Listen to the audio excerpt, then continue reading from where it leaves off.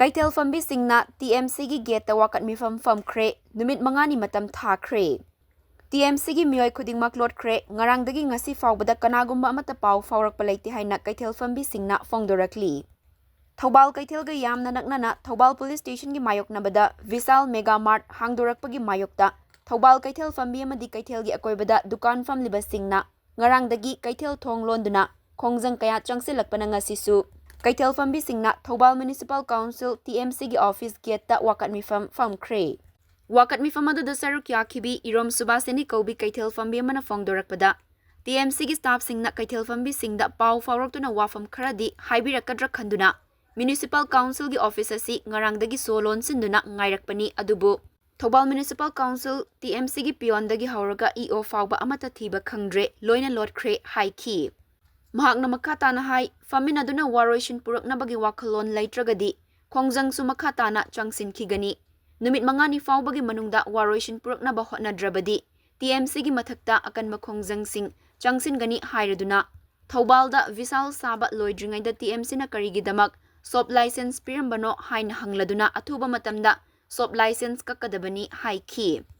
Panba yabadi Kaitel fambi singna Thoubal Kaitel mayadagi Vishal mega mart honghallu haiduna ngarang DC Thoubal gi office ta thomjalaktuna wari shana khibani amadi Thoubal Municipal Council gi office miyamna solon sin khibani. Se akoina mafam asida phamjari base municipality gi mamangdani ngarang akoina municipality da akoina solon janjaram abani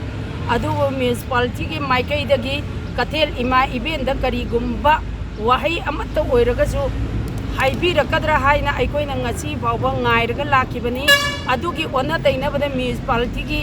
akoigi keno io na chingba piol dagi na io fawbagi amatta thiba khangdre loina lot kare adoi taragadi sabaina waroi chin porakpagi wakhallol leitragadi aikoi makha taba aikoi changchin gigani aduga masideida akoina numin mangani piri nume mangani piri si bawbugi manungda waroisin poraktaba taragadi aikoi makoi gi mathakta akan be action lawgani kari maram gi damakta akoina haujik leiriba kari makoina kari maram gi damakta moina shop license pirambana fire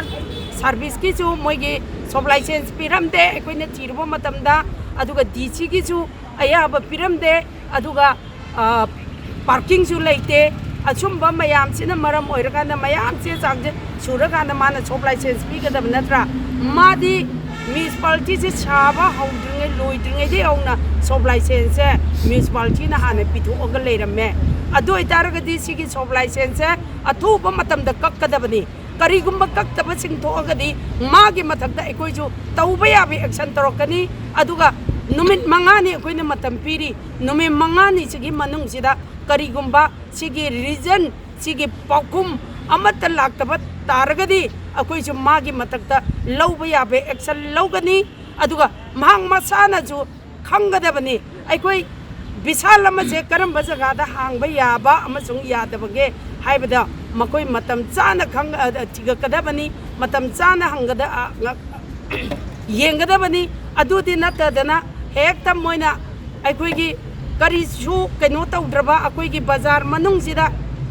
hek pham thamjalakpa haibase ma wakhan jam theli wakhan jam thenba maramna madi akoi sidai sida thamba sugya yaroi madi transfer akoina natragada ma thabaktagi suspend tawgadabani haiba wapon je thamjani.